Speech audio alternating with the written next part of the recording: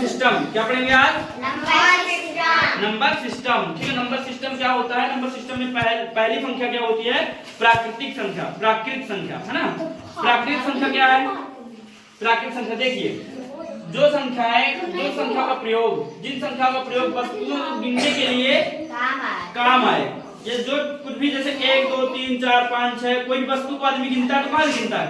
1 से गिनता है ना।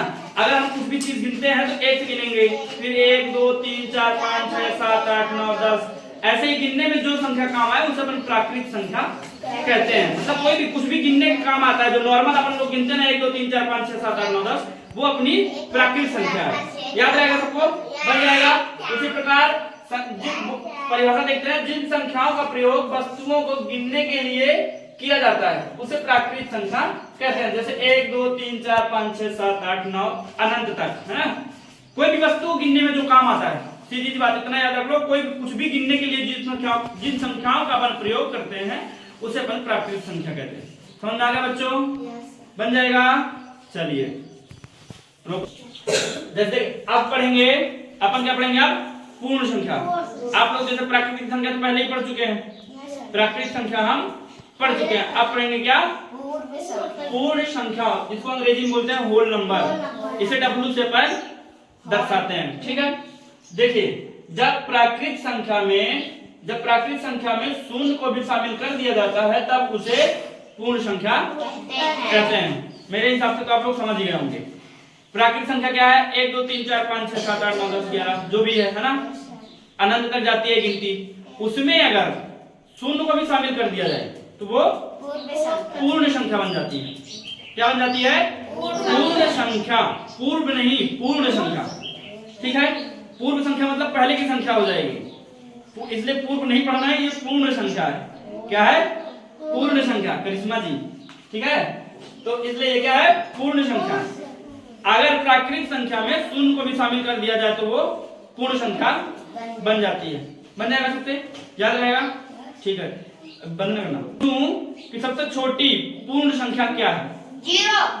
वेल डन, बहुत बढ़िया। सबसे छोटी पूर्ण संख्या क्या है? 0। 0, बहुत बढ़िया, शाबाश। अगर मैं पूछूं कि सबसे छोटी प्राकृत संख्या क्या है? 1। क्या है? 1। ठीक है, इसी प्रकार चलिए देखिए, अब पढ़ेंगे अपन सम संख्या। अभी तक अपन क्या पढ़िए? प्राकृत संख्या और पूर्ण संख्या, ये दोनों आप लोग आने लगा है। अब आगे पढ़ेंगे अपन सम संख्या, जिसे अंग्रेजी में कहते हैं इवन नंबर। याद रहेगा सब लोग को? चलिए देखिए, परिभाषा क्या कहती है कि वे सभी संख्याएं, मतलब जितनी भी संख्याएं होती हैं, मतलब कोई भी संख्या जो 2 से पूरी तरह से विभाजित हो जाए। विभाजित हो जाने का मतलब है जो 2 से पूरी तरह कट जाए, 2 का उसमें भाग पूरी तरह से चला जाए, हमारे पास कोई भी रिमाइंडर ना बचे, शेष पर हमारे पास कुछ भी ना बचे, तब वह सम संख्या कहलाती है। ठीक है, समझ में आ गया? मतलब ये है कि कोई भी संख्या हो जो 2 से पूरी तरह कट जाए वो सम संख्या कहलाती है। ठीक है, इसकी पहचान कैसे किया जा सकता है? जिस संख्या के लास्ट में 0 2 4 6 8 2 नहीं 10 तो 1 और 0 से बन जाएगा, है ना। तो 0 2 4 6 8 आए वो सम संख्या कहलाती है। अपन इससे पहचान रखना है, जिसके भी लास्ट में, जिस संख्या के अंत में 0 2 4 6 आए, 8 आए, तो वो सम संख्या है। जैसे ये 4 है, क्या है? 4। अब इसको सम संख्या बोलता है। सम संख्या में हमको पता है कि वो 2 से कट जाते हैं ना। अगर इसमें हम 2 से इसको विभाजित करते हैं तो ये 2 से पूरी तरह से संख्या कट जाएगी। ठीक है, जैसे 2 एकम 2 और 2 दूनी 4। जब 4 को हम 2 से विभाजित करेंगे तो कितना बचेगा हमारे पास? उत्तर कितना आएगा? 2। उसी प्रकार 6 को अगर हम 2 से विभाजित करेंगे तो कितना आएगा? 2 एकम 2 ये हो जाएगा और 2 तिहाई 6, 3 आ जाएगा। ठीक है, समझ में आ गया? बन जाएगा सौरभ आपको भी? चलिए, बहुत बढ़िया। संख्या क्या पढ़ेंगे अपन? विषम संख्या। विषम संख्या। विषम संख्या को अंग्रेजी में क्या बोलते हैं? Odd number. क्या बोलते हैं? Odd number. विषम संख्या क्या है? कोई बताएगा मुझे? नहीं, चलिए मैं बताता हूँ। विषम संख्या क्या है? जो भी, मतलब कोई भी संख्या जो 2 से ना कटे, जो 2 से ना कटे, उसमें कोई ना कोई शेषफल आ जाए। अब जैसे वो विषम संख्या कहलाती है। ठीक है, दुनिया की कोई भी संख्या जो 2 से पूरी तरह विभाजित ना हो उसे अपन विषम संख्या कहते हैं। कोई भी संख्या हो, कोई भी संख्या ले लो, अगर वो 2 से नहीं कटती है मतलब विषम संख्या, सीधी सी बात। अगर कट गई तो सम संख्या, नहीं कटी तो विषम संख्या। ठीक है, जैसे वे सभी संख्याएं जो 2 से पूर्णतः विभाजित नहीं होती है विषम संख्या कहलाती है। ठीक है, जैसे 3 2 से कटेगा क्या? 9। 5 2 से कटेगा क्या? नहीं। 7 2 से कटेगा? 9 2 से कटेगा? ये सारी संख्याएं विषम संख्या है। ठीक है, चलिए जो 2 से ना कटे वो विषम संख्या। अभी जैसे देख लो 15 को अगर हम 2 से काटे तो उसमें रिमाइंडर आ जाएगा। जैसे कि ये 15 है ना, इसको अपन 2 से काटेंगे तो 2 सत्ते 14 आता है। इसमें शेषफल कितना बचा? 1 शेषफल बच गया। क्या पूरी तरह से कट गया क्या? No sir. ये जो 15 है क्या पूरी तरह 2 से कटा है क्या? नहीं, उसमें एक शेषफल आ गया, इसलिए ये क्या है? 15 क्या है? एक विषम संख्या है। चलिए अभाज्य संख्या क्या है? बोला करो, बोला करो ना। क्या पढ़ेंगे? अभाज्य संख्या। अंग्रेजी में बोलते हैं इसको प्राइम नंबर। क्या बोलते हैं? चलिए देखते हैं। एक से बड़ी हुई सभी संख्याएं जो एक और स्वयं को छोड़कर अन्य किसी भी संख्या से विभाजित ना हो उसे अभाज्य संख्या कहते हैं। कुछ समझ में आया? देखिए, वे कोई भी संख्या ले लो जो स्वयं से और एक से ना कटे, जो स्वयं से और एक से नहीं, सॉरी, जो स्वयं और एक को छोड़कर बाकी किसी अन्य संख्या से ना कटे उसे अभाज्य संख्या कहते हैं। ठीक है, जो अभाज्य संख्या होती है वो स्वयं से कट जाती है, स्वयं से कट जाती है और एक से भी कट जाती है। एक से कटेगी और स्वयं से कटेगी, इसके अलावा वो किसी भी संख्याओं से नहीं कटेगी। जैसे सम संख्या है वो 2 से कट जाती है, विषम संख्या है वो भी किसी न किसी से कट ही जाती है। जैसे 15 एक विषम संख्या है, उसको अगर हम 3 से काट दिए तो कट जाएगी, वो 3 पचे 15। लेकिन जो अभाज्य संख्या है वो एक और स्वयं को छोड़कर किसी भी संख्या से नहीं कटती है। अभाज्य संख्या कटेगी तो सिर्फ एक से कटेगी और या फिर स्वयं से कटेगी। जैसे 7 को हम क्या 2 से काट सकते हैं? क्या 3 से काट सकते हैं? क्या 4 से काट सकते हैं? 4 से नहीं काट सकते हैं। किसी भी संख्या से अपन 7 को नहीं काट सकते हैं।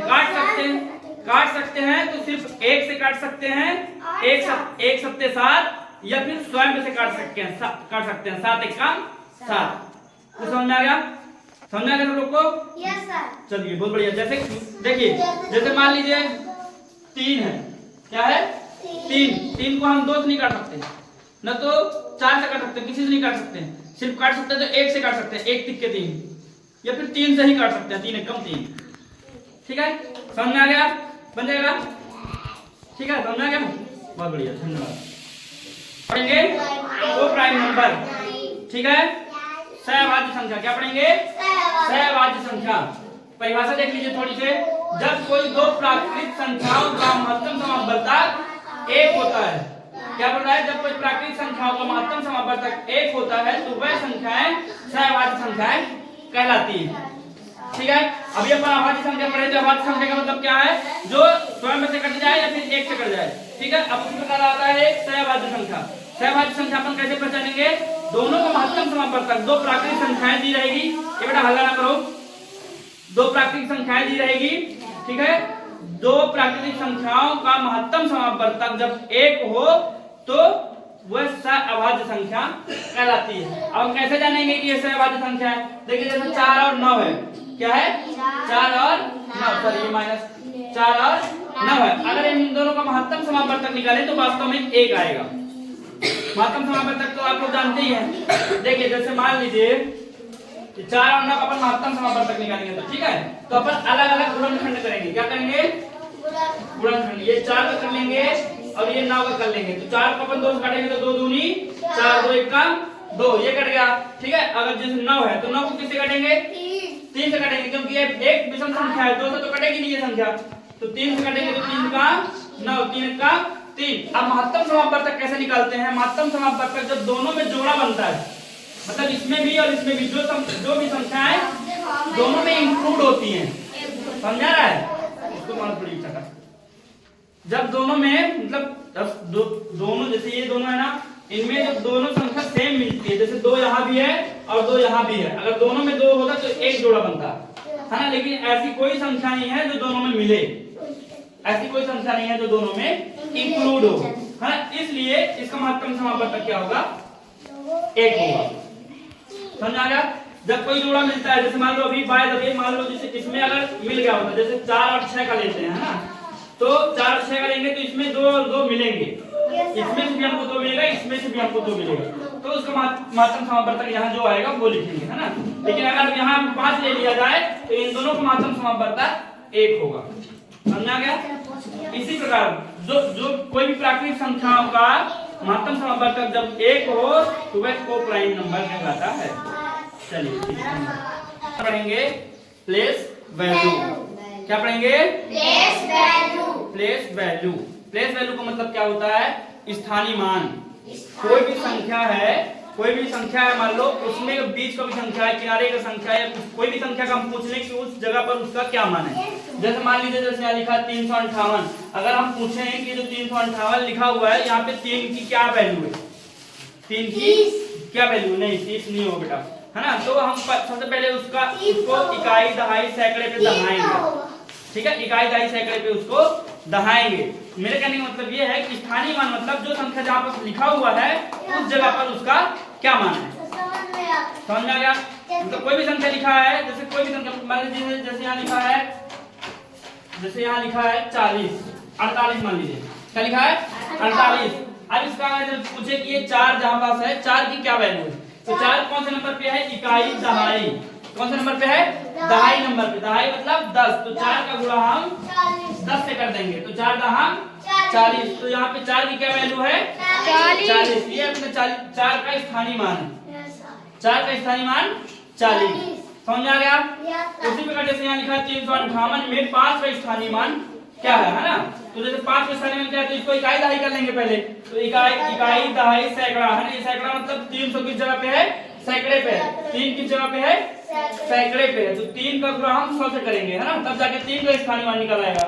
फिर जो 5 लिखा हुआ है, तो इकाई दहाई मतलब 10, दहाई मतलब 10, तो 5 का गुणा 10 में कर देंगे, तो 5 दहाई 50, 5 का स्थानीय मान 50 आ जाएगा। उसी प्रकार यहाँ 8 है, 8 कौन सी जगह पे है, इकाई मतलब इकाई की जगह पे है, इकाई का मतलब होता है 1, 8 का गुणा 1 से करेंगे, तो 8 1 का 8, तो 8 का स्थानीय मान क्या हो जाएगा 8 बन जाएगा।